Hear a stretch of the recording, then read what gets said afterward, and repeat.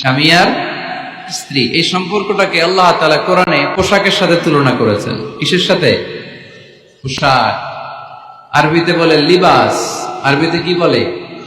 লিবাস। আল্লাহ বলেছেন, ও নারীরা তোমরা পুরুষদের জন্য পোশাক, আর ও পুরুষেরা তোমরা নারীদের জন্য পোশাক। পড়েন সুবহানাল্লাহ। পোশাকের বেসিকলি তিনটা কাজ। কয়টা? কেউ কথা কয় না, আরো জোরে বলেন কয়টা? এখন আওয়াজ আসলো কোত্থেকে? আওয়াজ করে উত্তর দিবেন, চিল্লায় বলেন পোশাকের কাজ কয়টা? তিনটা কাজ। এক নম্বর কাজ হচ্ছে পোশাক ইজ্জতের আবরু, লজ্জাস্থান ঢেকে রাখে, ঠিক কিনা? আমাদের লজ্জাস্থান ঢেকে রেখেছে আমাদের পোশাক। ঠিক তেমনি স্বামী তার স্ত্রীর ইজ্জত হেফাজত করে, স্ত্রী তার স্বামীর ইজ্জত হেফাজত করে, স্বামী তার স্ত্রীর চরিত্র হেফাজত করে, আর স্ত্রী তার স্বামীর চরিত্র হেফাজত করে। এজন্য আল্লাহ একে অপরের উদাহরণ দিতে যে লেবাস বা পোশাকের সাথে তুলনা দিয়েছেন। সুবহানাল্লাহ পড়েন। পোশাকের দুই নাম্বার কাজ হচ্ছে সৌন্দর্য। এই যে কত সুন্দর ডিজাইন করা, এমব্রয়ডারি করা পোশাক যখন আমরা পরি সুন্দর লাগে না?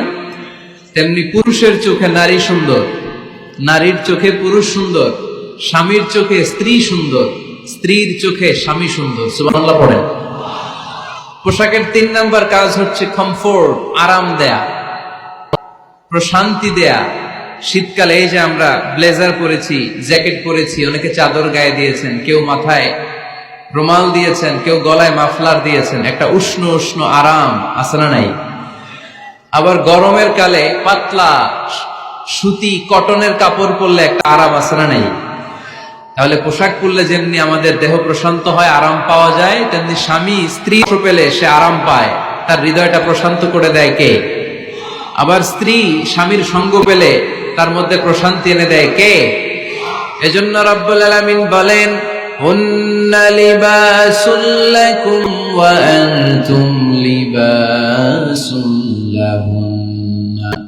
ও দুনিয়ার নারীরা, তোমরা হলে পুরুষদের জন্য পোশাক, পুরুষ হলো নারীদের জন্য পোশাক। সুবহানাল্লাহ পড়েন। আশা করি প্রিয় হুজুরের কথাগুলো আপনারা বুঝতে পেরেছেন। ভিডিওটা সবাইকে শেয়ার করে দেবেন।